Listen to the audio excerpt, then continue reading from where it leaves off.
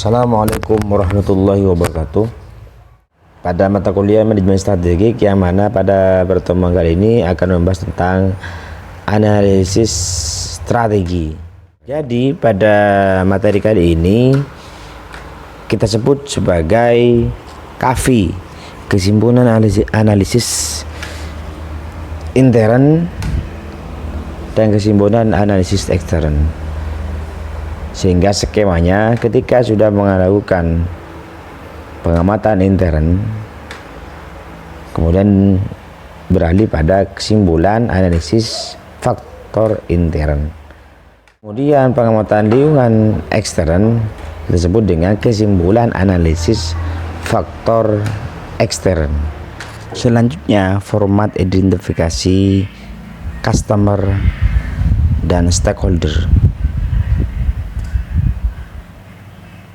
Yang pertama, di antaranya ini sebagai contoh saja untuk memasukkan dalam tabel tentang ekspektasi. Jadi pendanaan, kenapa nomor satu kita anggap sebagai bahwa pendanaan itu adalah paling pokok dalam lembaga, karena tanpa dana tidak bisa berbuat apa-apa, misalkan begitu. Format identifikasi lingkungan strategis pada intern. Pertama tentang kekuatan, ini contoh ya. Salah satu contoh, kalau di buku saya itu tidak ada contoh begini, hanya pada tabel, diberi tabel saja. Ini contohnya misalkan, kekuatan di internal itu motivasi guru dan siswa. Kemudian fasilitas perpustakaan dan laboratorium, hubungan yang baik antara guru dengan guru ataupun guru dengan siswa, terutama di madrasah ini kuat sekali. Pendekatan metode mengajar guru yang bervariasi, kuantitas SDM, kelemahan rekrutmen guru dan staf itu masih banyak kelemahan, apalagi tidak profesional, seleksinya hanya fata morgana misalkan, hanya seadanya saja, atau bahkan ada unsur-unsur KKN di situ. Kalau keluarganya sendiri masuk misalkan, jadi tes seleksinya hanya apa yang penting Anda saja, padahal sudah ada unsur KKN di situ, jadi masuk. Jadi kualitas nomor 2 misalkan, ini masalah. Begitu juga dengan staf, atau bahkan rekrutmen siswa juga begitu, masalah misalkan. Ini hanya contoh kecil sekali, ada 5. Kalau kita masukkan semua itu lebih bagus, lebih rinci semuanya, sehingga strateginya itu akan sesuai. Ini hanya contoh saja. Keadaan guru itu yang kurang baik keadaannya, misalkan kompensasinya masih kurang, kesejahteraannya itu masih kurang misalkan. Kompensasi itu termasuk kesejahteraan itu tidak harus berbentuk uang, tidak harus berbentuk honor. Ada banyak kompensasi, termasuk juga pengakuan dari pengelola. Penerimaan siswa baru atau pindahan yang tadi saya jelaskan itu bermasalah, ada unsur-unsur KKN atau bahkan tidak ada seleksi yang ketat, atau hanya ada tapi tidak menjadi faktor lulus tidaknya. Jadi kalau sudah ini bermasalah, maka bibit, bebet dan bobotnya itu tidak mungkin mendapatkan bobot kalau sudah bibitnya bermasalah. Maka ini yang menjadi yang langkah awal. Kemudian BCS tidak punya tidak punya jaminan kesehatan di guru. Jadi bagaimana kalau guru sakit tidak ada jaminan, walaupun tidak langsung sama seperti PNS. Ini pada swasta. Kalau PNS itu kan pasti ada, sudah pasti mendapatkan BPJS itu. Gedung sekolah yang sudah perlu banyak perbaikan, dindingnya sudah banyak yang rusak, atau bahkan gentengnya ada yang sudah bocor dan segala macam. Itu salah satu contoh. Sedangkan di lingkungan strategis di ekstern, di peluang misalkan, peluangnya ada dukungan pemerintah daerah dalam menanggapi sarana-prasarana. Pemerintah daerah mendukung terhadap pemenuhan sarana-prasarana secara bertahap misalkan dengan beberapa persyaratan.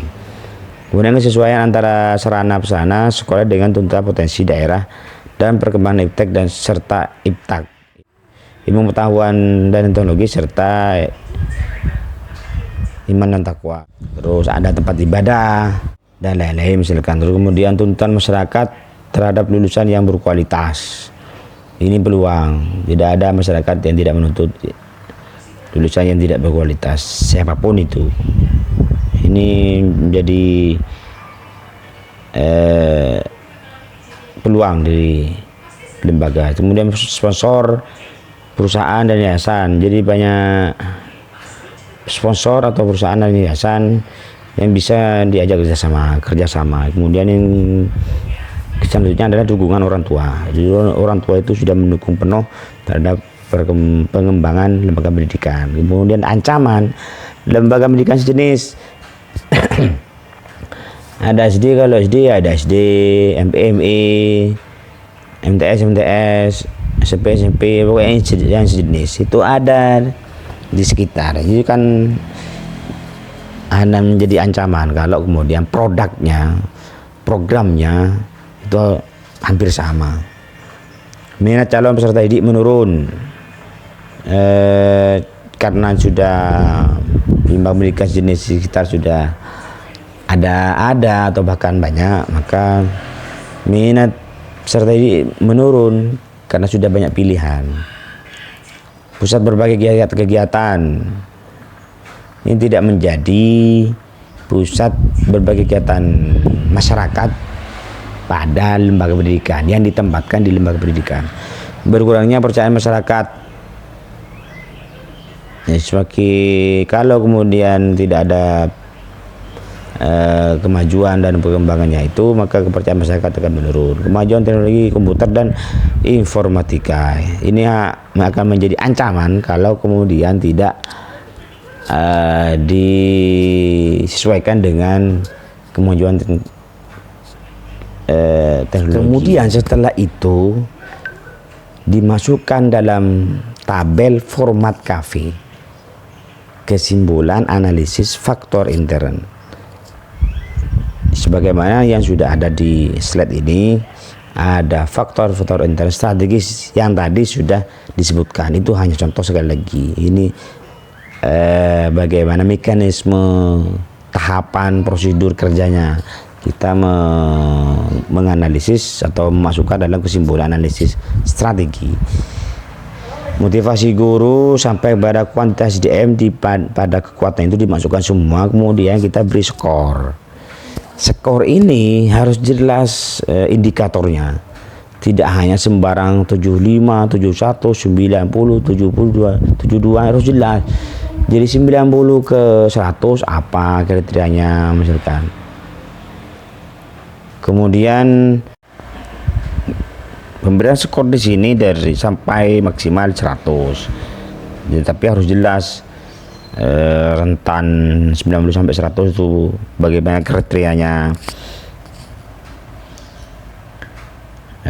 Sedangkan pada rating, salah satu contoh juga untuk memberikan kriteria pada penilaian itu atau per bobot di bobot itu, di rating itu antara 1 sampai 4, maka kriterianya 1 yang paling tidak menonjol. Kalau 2 cukup menonjol, kemudian 3 menonjol misalkan, kemudian 4 paling menonjol. Kemudian di skor adalah merupakan perkalian dari bobot dan rating. Ketika sudah ditemukan seperti motivasi guru dan siswa itu cukup tinggi, misalkan 75, menonjolnya kita bisa lihat di aktivitas sehari-hari kita beri nilai 3 misalkan, maka 75 dikali 3 sama dengan 225. Terus begitu mekanismenya. Ketika sudah dijumlah semuanya, sudah diketahui bobot rating, kemudian diskor atau dikalikan antara bobot dan rating itu, maka kemudian dijumlah semuanya, kemudian kita simpulkan prioritas yang paling tinggi adalah nomor 1. Ternyata di sini paling tinggi adalah hubungan baik antara guru dan guru dengan siswa. Itu paling baik, kekuatan terutama di madrasah itu. Kemudian yang kedua, motivasi guru dan siswa itu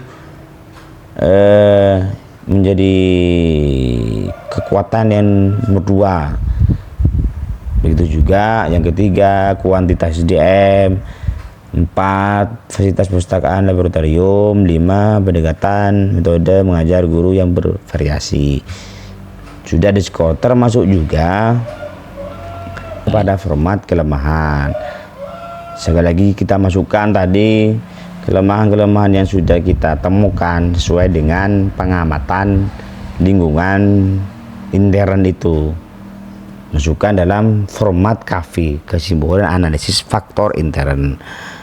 Kemudian kita beri bobot sekali lagi sama tadi 3 dihitung, kemudian sudah diketahui prosesnya seperti KAFI, kesimpulan analisis faktor ekstern, yang mana pada peluang tadi sesuai dengan pengamatan lingkungan ekstern, pada peluang kita masukkan pada tabel format KAFI ini. Masukkan, diberi bobot, ratingnya sekali lagi, rating di sini antara 1 sampai 4. 4 itu paling menonjol, 3 menonjol, 2 cukup menonjol, 1 tidak menonjol misalkan di situ, sehingga bisa diketahui. Kemudian di faktor ekstern, di ancaman, berdasarkan hasil pengamatan faktor ekstern pada ancaman dimasukkan pada tabel KAFI ini. Kemudian diberi bobot, ratingnya, terus di skor perkali antara bobot dan rating, kemudian di prioritas.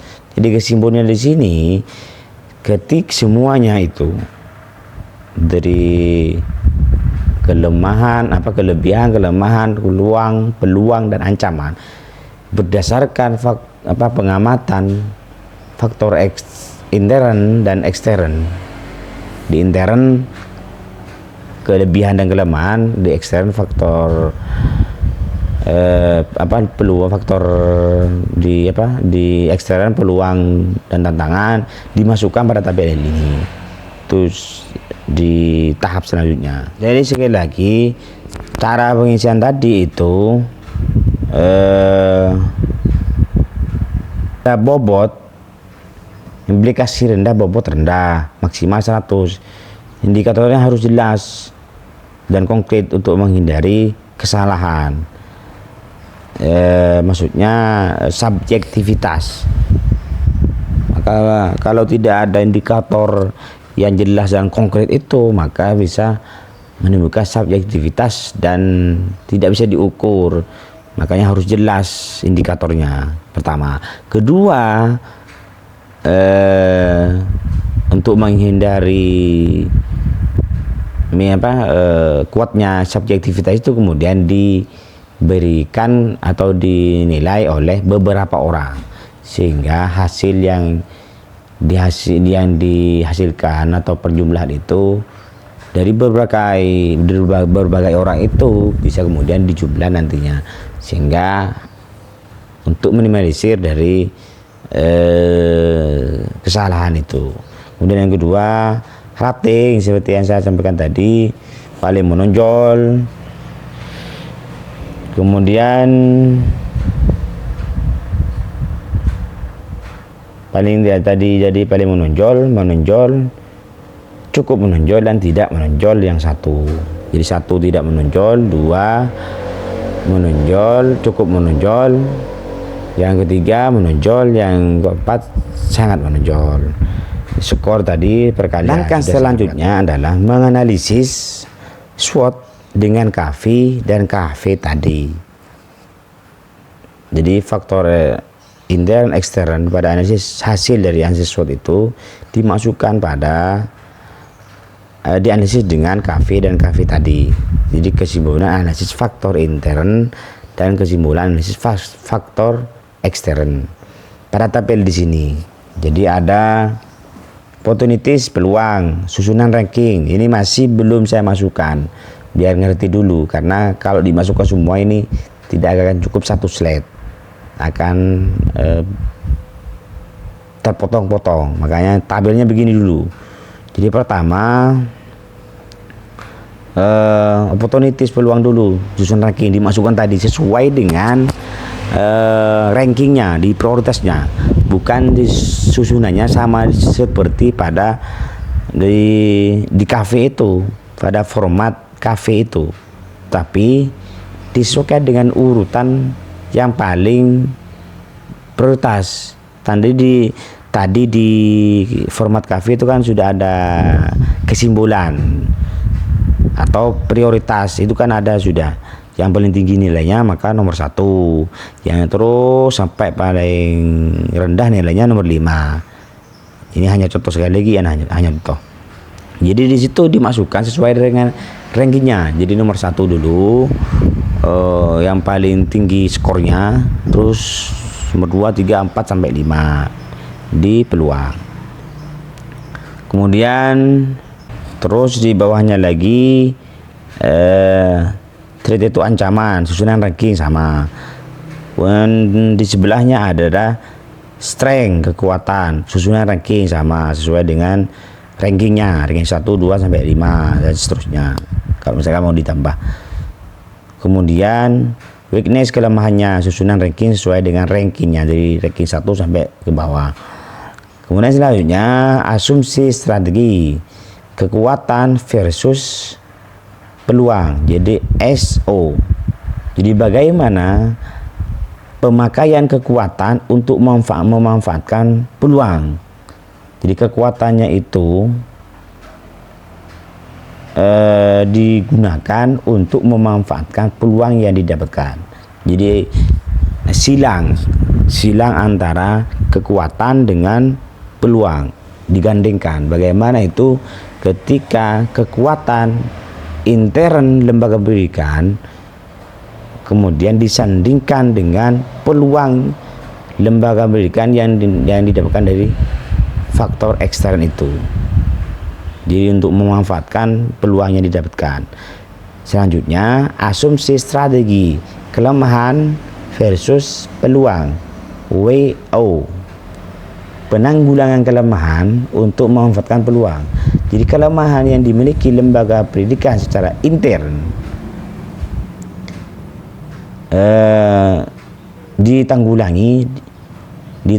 diminimalisir untuk memanfaatkan peluang. Jadi setiap lembaga pasti punya kelebihan dan kelemahan. Kelemahan itu ditekan agar bisa menangkap dari peluang yang didapatkan. Selanjutnya asumsi strategi, kekuatan versus ancaman, ST, strength, threat, ancaman. Pemakaian kekuatan untuk menghadapi tantangan atau mengubahnya menjadi peluang. Jadi kekuatan, sudah punya kekuatan lembaga pendidikan, digunakan untuk menghadapi tantangan yang didapatkan, sehingga ancaman itu bisa dikurangi atau bahkan mengubah menjadi peluang, menjadi peluang di lembaga pendidikan. Jadi yang asalnya ancaman bisa menjadi peluang karena adanya kelebihan. Jadi kelebihan di ancaman tersebut disandingkan dengan kelebihan untuk menekan ancaman. Selanjutnya kelemahan versus ancaman, meminimalisir kelemahan dan menghindari ancaman. Jadi kelemahan itu diminimalisir untuk menghindari ancaman. Gitu. Jadi dipikir sekali lagi pelan-pelan. Jadi sekali lagi saya ulangi, kekuatan untuk menghadapi peluang, memanfaatkan peluang, kemudian kelemahan untuk memanfaatkan peluang. Ini baru nanti akan muncul strateginya. Pemakaian kekuatan untuk menghadapi tantangan atau ancaman atau mengubah menjadi peluang. Jadi tadi itu merupakan tabel secara lengkap. Nah, kalau kita masuk pada tabel yang akan diisi, saya lagi ini hanya contoh. Kekuatan. Jadi dimasukkan sesuai dengan rankingnya dari 1 sampai ke 4. Ini pasti ada perubahan susunan dari sebelumnya. Karena kalau tadi susunan bisa berdasarkan apa saja, kalau ini sudah ranking 1 pasti di atas. Masukkan tinggal dimasukkan pada tabel ini, terus kemudian kelemahan dimasukkan. Yang sudah kita ketahui bahwa hubungan baik antara guru dengan guru ataupun guru dengan siswa itu menjadi kekuatan yang menjadi di nomor atau di ranking 1 tadi. Terus sampai pada pendekatan atau metode mengajar guru yang bervariasi. Terus di kelemahan tadi penerimaan. Jadi kalau kekuatan ini yang paling bagus nomor 1, sedangkan kalau kelemahan yang ranking 1 ini yang paling jelek, yang paling parah maksudnya. Jadi itulah perbedaan antara positif di kekuatan nomor 1 berarti paling bagus. Kalau negatif di kelemahan maka nomor 1 paling jelek. Sehingga penerimaan siswa baru atau pindahan itu nomor 1 mendapat di ranking 1 berarti penerimaan siswa baru atau bahkan pindahan itu menjadi kelemahan yang sangat besar di suatu lembaga pendidikan. Ini salah satu contoh.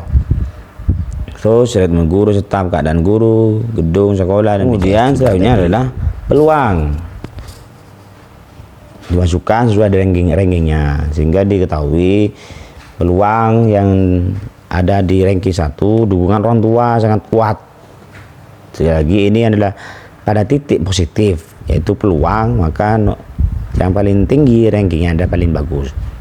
Maka dapat dipahami bahwa dukungan orang tua itu pada lembaga tersebut itu kuat. Kemudian tuntutan masyarakat terhadap lulusan yang berkualitas itu paling tinggi. Maka sering kita dengar kalau kemudian ada hal-hal yang dikerjakan oleh peserta didik, jangankan di lembaga pendidikan, di lingkungan lembaga pendidikan, di luar pun kadang-kadang, di luar lembaga pun kadang-kadang lembaga pendidikan itu masih disalahkan juga. Oh, dia sekolah di sana memang banyak peserta didiknya yang nakal dan sebagainya. Jadi menjadi nomor 2.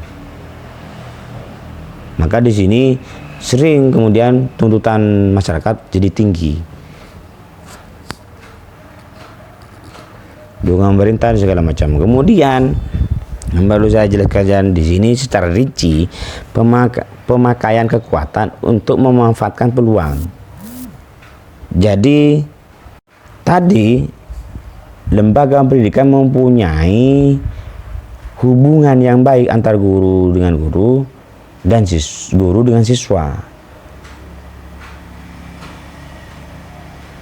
sehingga hubungan tadi atau kekuatan tadi itu ditingkatkan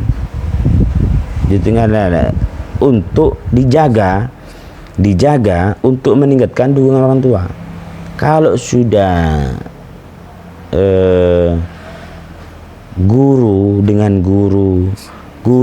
baik, berhubungan dengan baik sesuai dengan ajaran agama misalkan, maka ini salah satu modal kuat untuk mengembangkan suatu lembaga pendidikan.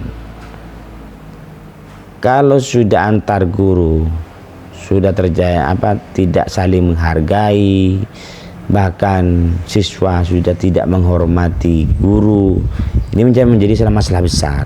Sehingga hubungan baik ini antara guru dengan guru dengan siswa atau bahkan sebaliknya itu harus dijaga dengan baik untuk meningkatkan dukungan orang tua.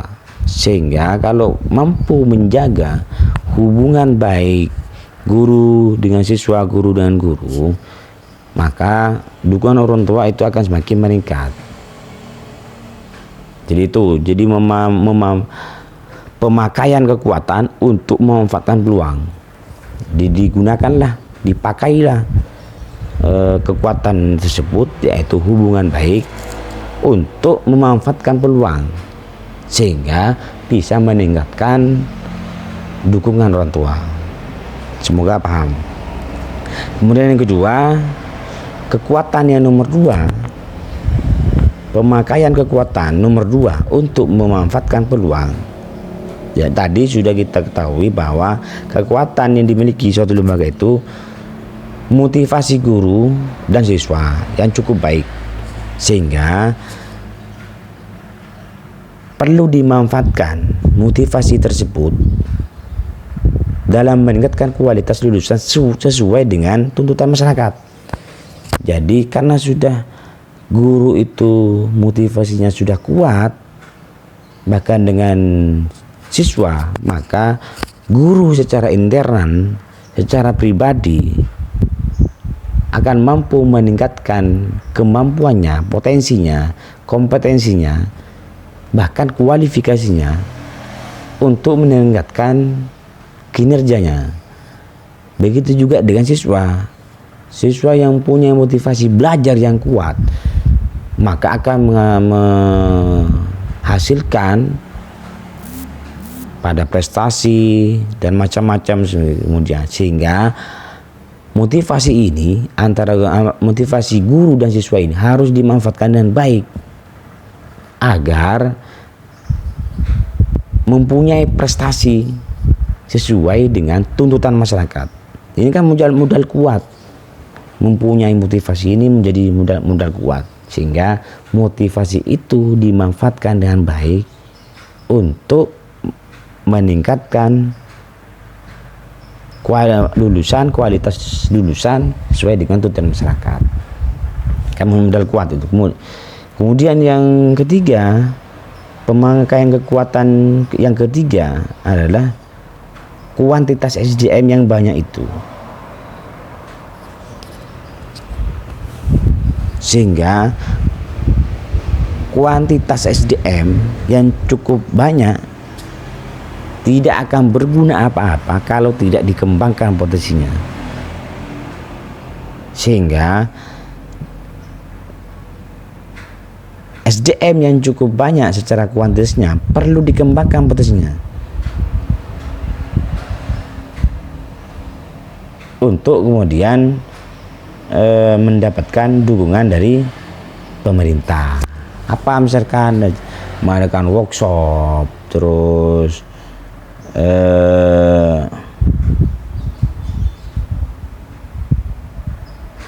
workshop pelatihan, terus peningkatan kualifikasi,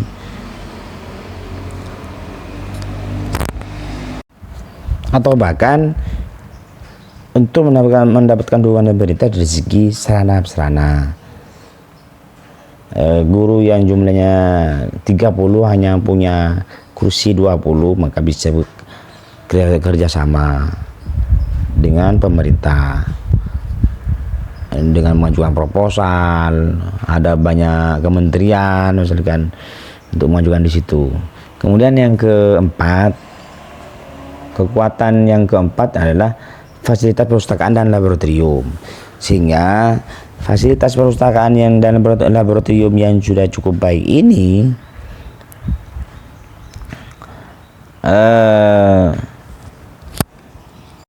maka perlu disandingkan dengan sarana prasarana yang dimiliki oleh sekolah yang sudah sesuai dengan potensi dan perkembangan iptek itu. Misalkan fasilitas perpustakaannya sudah baik, itu ARA kan, fasilitas perpustakaan, terus komputer, operasi komputer, buku segala macam, itu sudah fasilitas perpustakaan. Apa yang berhubungan dengan iptek, maka di situ diberilah komputer yang bisa mengakses katalog di perpustakaan. Ini kan teknologi sudah. Apa kita sebut dengan opak. Kalau kita pergi ke perpustakaan, tidak mungkin cari satu-satu buku semuanya.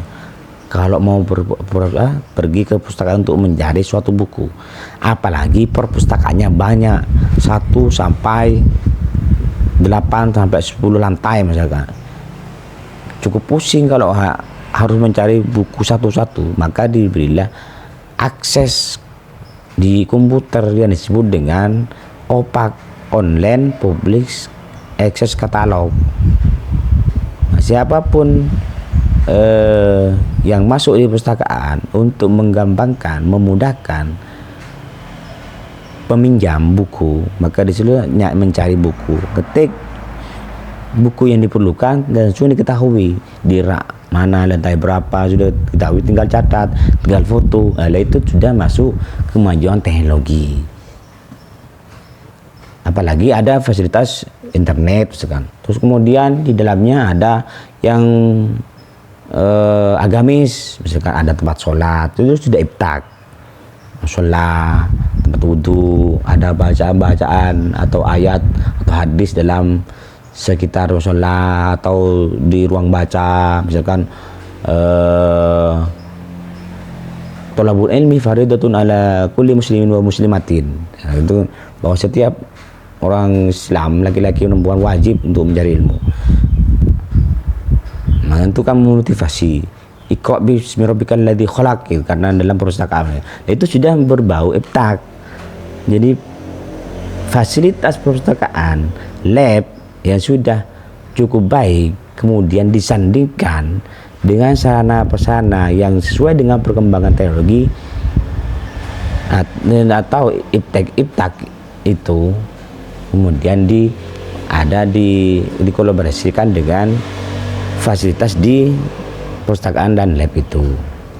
Kemudian yang kelima, pemanfaatan kekuatan di bidang pendekatan metode mengajar guru yang bervariatif, yang kemudian disandingkan dengan sponsor perusahaan atau yayasan. Dengan adanya pendekatan metode guru yang sudah cukup bervariasi, dapat bekerja sama dengan sponsor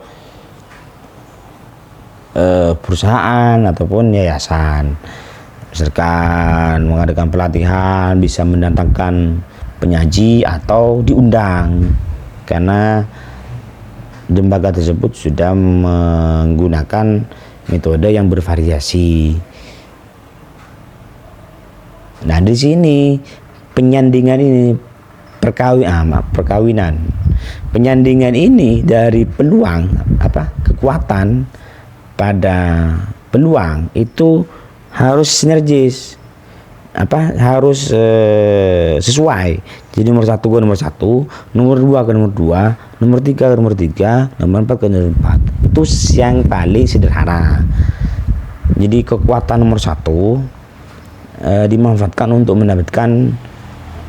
meningkatkan atau memanfaatkan peluang. Jadi kekuatan nomor 1 digunakan atau dipakai untuk memanfaatkan peluang nomor 1. Kekuatan nomor 2 dipakai atau digunakan untuk memanfaatkan peluang nomor 2, dan terus sampai nomor 5. Ini sekali lagi hanya kalau sampai 5. Bisa sampai 90, 100 kan. Lebih banyak lebih baik. Ini paling sederhana. Kalau kemudian masing-masing disandingkan semuanya, itu lebih bagus. Jadi nomor 1 kekuatan nomor 1 pada peluang nomor 1, kekuatan nomor 2 pada peluang nomor 1, terus begitu akan menghasilkan banyak strategi. Ini yang paling sederhana, nomor 1 ke nomor 1, nomor 2 ke nomor 2. Kemudian selanjutnya pada kelemahan, penanggulangan kelemahan untuk memanfaatkan peluang. Jadi kelemahan intern lembaga pendidikan itu ditanggulangi untuk memanfaatkan peluang. Tadi yang sudah ditemukan kelemahannya adalah mengatur sistem penerimaan siswa baru yang rekrutmen siswa baru dengan pindahan yang kurang maksimal, kurang proporsional. Maka kemudian dirubahlah dengan mengatur sistem penerimaan siswa baru atau pindahan secara profesional.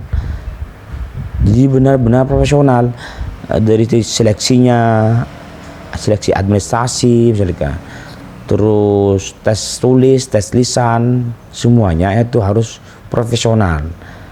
Jangan kemudian mementingkan kekeluargaan. Jadi siapapun kalau tidak sesuai dengan kualitas yang diharapkan oleh lembaga tersebut, ya tidak lulus misalkan, walaupun itu familinya kepala misalkan. Atau sebaliknya, orang lain yang asing tapi mempunyai, yang tidak dikenal oleh SDM atau person dalam lembaga pendidikan, tapi mempunyai kualitas atau bahkan melebihi kualitas minimal yang diharapkan oleh suatu lembaga pendidikan, maka dia harus lulus. Itu yang disebut dengan profesional. Maka dengan merubah sistem atau di sistem penerimaan siswa baru dan binaan secara profesional, akan mampu meningkatkan dukungan orang tua. Jadi orang tua, kalau kemudian sistem rekrutmen itu ada unsur-unsur KKN, maka orang tua tidak akan percaya, image-nya lembaga pendidikan akan menurun, sehingga dukungan orang tua akan menurun. Maka ini perlu dirubah dengan profesional.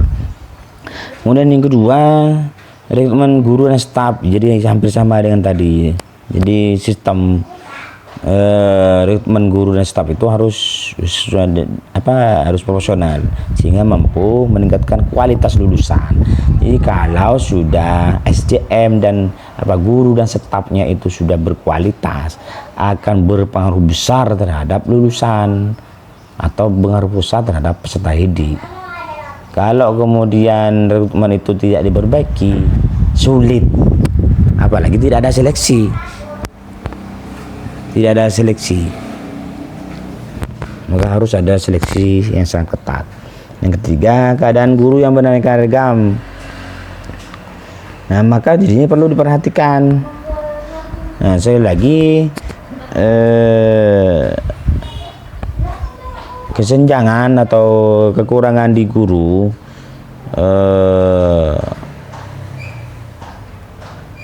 maka perlu perhatian itu tidak harus berbentuk honor, uang, segala macam. Perhatian juga masuk, dan juga termasuk pada bekerja sama dengan pemerintah. Jadi keadaan guru ini bisa ditekan kemudian dengan kerjasama dengan pemerintah. Misalkan adanya sertifikasi, maka guru itu diinformasikan untuk ikut sertifikasi. Terus ada peningkatan kualifikasi pendidikan dari S1 ke S2, atau yang guru yang masih D3 difasilitasi ataupun disarankan untuk kuliah di S1 dengan memberikan pengumuman dengan bersama dengan pemerintah misalkan. Terus kemudian gedung sekolah yang sudah banyak diperlukan untuk perbaikan, maka memaksimalkan sarpas yang dimiliki pada bidang iptek dan iptak itu. Asalnya sana sudah baik, maka kemudian gedung-gedung yang perlu ada perbaikan dimanfaatkanlah sana itu yang sudah cukup baik. BPJS, jaminan kesehatan yang ternyata di banyak guru yang belum mendapatkan misalkan, maka bisa bekerjasama dengan sponsor perusahaan ataupun yayasan, termasuk juga di dalamnya adalah pemerintah. Sekarang ada BPJS yang untuk yang gratis misalkan, sudah ada. Jadi caranya begini, prosedurnya. Ini hanya contoh. Kemudian pemakaian kekuatan untuk menghadapi tantangan. atau mengubahnya menjadi peluang. Jadi kekuatan itu digunakan untuk menghadapi tantangan atau bahkan bisa mengubahnya menjadi peluang. Pertanyaan tadi hubungan baik tadi, maka hubungan dan baik tadi harus dijaga sehingga mahalnya pendidikan disertai dengan kualitas moral. Hubungan baik itu kan bagian dari moral, apalagi berimplikasi pada prestasi yang ternyata ancamannya adalah lebih mahal daripada lembaga lain.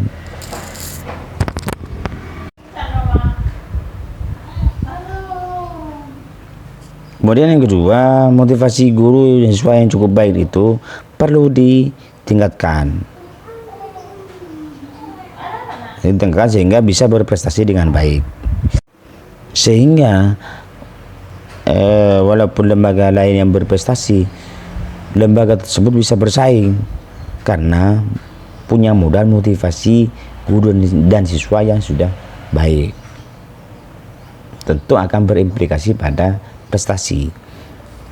Kemudian kekuatan yang ketiga untuk menghadapi ancaman yang ketiga, kuantitas SDM perlu dikembangkan agar mampu berkompetisi dengan lembaga sejenis. Lembaga pendidikan sejenis yang kemudian hampir sama, tadi sudah saya contohkan SD dengan SD atau SD dengan ME itu hampir sama. Maka kuantitas SDM yang sudah cukup banyak perlu dikembangkan dengan baik sehingga akan mampu berkompetisi dengan lembaga sekitar.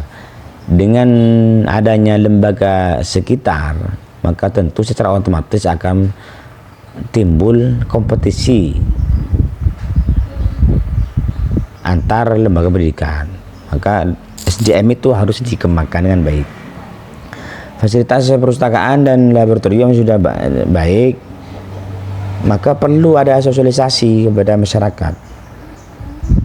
Ini saya di lembaga ini sudah punya perpustakaan sudah baik, lengkap, kemudian labnya sudah baik, jadikanlah sebagai tempat atau pusat berbagai kegiatan. Kan di kegiatan-kegiatan masyarakat ditempatkan di situ. Karena kadang-kadang masyarakat tidak tahu kalau kemudian di situ sesuai dengan kegiatan apa cukup relevan untuk jadikan suatu kegiatan di masyarakat. Karena tidak tahu bahwa di lembaga tersebut sudah lengkap fasilitasnya, sehingga perlu disosialisasikan, baik itu medsos, media-media yang lain, dengan berbagai cara untuk kemudian disosialisasikan. Karena secara otomatis kalau sudah masyarakat tahu pada lembaga pendidikan, apalagi sudah fasilitasnya sudah baik, maka tentu akan meningkatkan image, kepercayaan, dan tentu secara otomatis begitu juga dengan dukungan. Kemudian pendekatan pada kekuatan yang kelima, pendekatan metode mengajar yang bervariasi. Sehingga ini sudah menjadi modal kuat untuk kemudian disesuaikan dengan kemajuan iptek. Kalau ancaman ini secara gamblang kita memahami bahwa ancaman yang semacam ini dengan kemajuan teknologi komputer dan informatika itu mungkin secara mayoritas bagi guru senior, sehingga menjadi ancaman. Kalau bagi guru-guru yang junior, kemampuan teknologinya sudah baik, maka tidak ada masalah. Sehingga walaupun guru senior yang sudah mempunyai sudah melaksanakan mengajar, proses belajar mengajar dengan metode bervariasi, itu sudah menjadi modal kuat, sehingga kemudian dikorelasikan dengan kemajuan teknologi. Kemudian diminimalisir kelemahan dan menghindari ancaman. Tadi sudah dijelaskan tentang perbaikan sistem penerimaan siswa baru pindahan, harus proporsional, sehingga akan berimplikasi pada bibit yang unggul. Kalau sudah bibitnya unggul, juga akan berpeserta pada bobot yang unggul pula, sehingga mahalnya lembaga pendidikan tidak akan dirasakan oleh masyarakat. Apalagi masyarakat sekarang sudah tahu bahwa semakin mahal barang itu maka semakin bagus.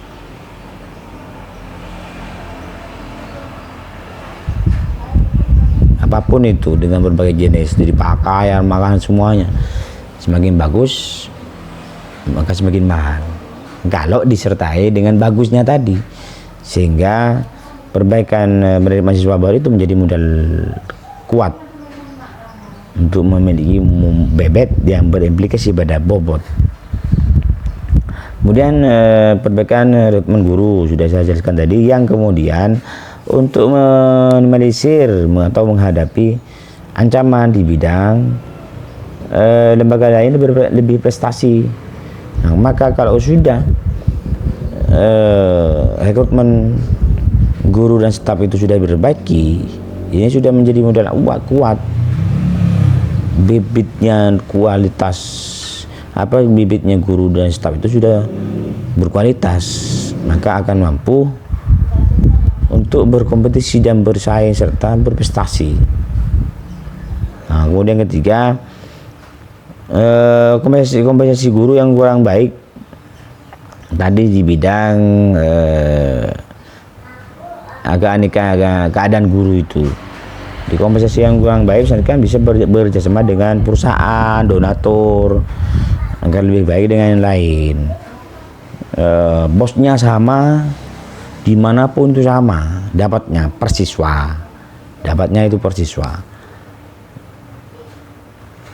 Maka kalau masih ada yang perbedaan di honor misalkan, berarti penggunanya yang berbeda.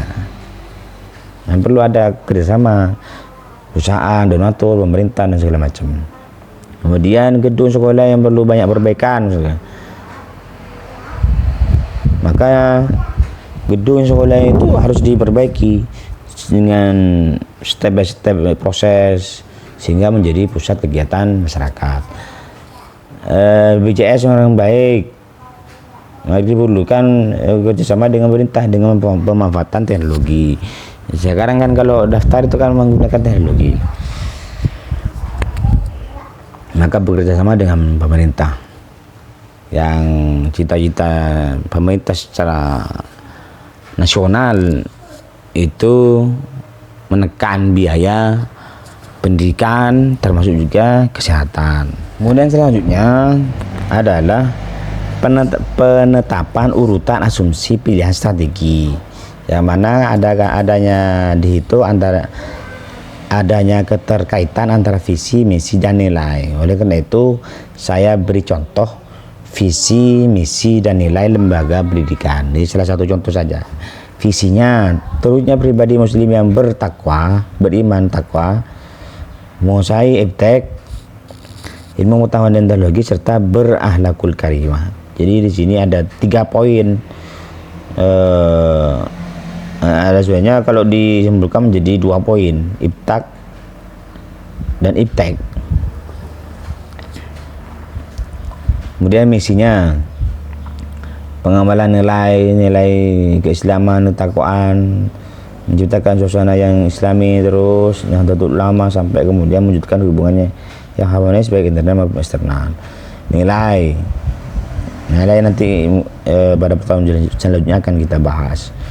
Kita mengutamakan para pelajar bekerjasama dengan standar integritas profesional tertinggi, ini nilai. Kemudian dengan adanya visi, misi dan nilai ini menjadi dasar pada slide selanjutnya pada penetapan urutan asumsi strategi. Pada penetapan urutan asumsi pilihan strategi, kita masukkan saja di sini. Jadi SO tadi, jadi berbagai strategi. SO itu tadi kan antara kelebihan dan peluang. Bagaimana strateginya? Jadi tinggal dimasukkan ke sini dari sebelumnya. Yaitu di strength atau kekuatan dan opportunity, peluang. Maka dimasukkanlah tadi menjaga hubungan yang baik tadi ya, yang sudah ada di tabel itu tinggal dipindah ke sini. Apa gunanya? Sebagai salah satu urutan pilihan strategis. Jadi yang paling tinggi nilainya itu yang paling strategis. Strategi yang paling bagus.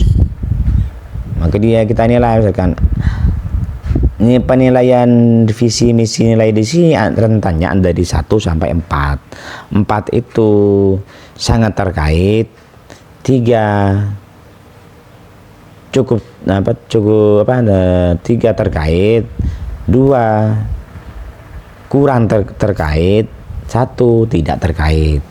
Jadi 4 sangat terkait, 3 terkait, 2 cukup terkait, dan 1 tidak terkait. Jadi itu sudah jelas, indikatornya sudah jelas. Jadi menjaga hubungan yang baik sangat terkait. Kenapa? Karena lembaga tersebut mempunyai visi yang saya sebutkan tadi menjadi 2, yaitu IMTAK dan IPTEK. Hubungan baik jadi bagian dari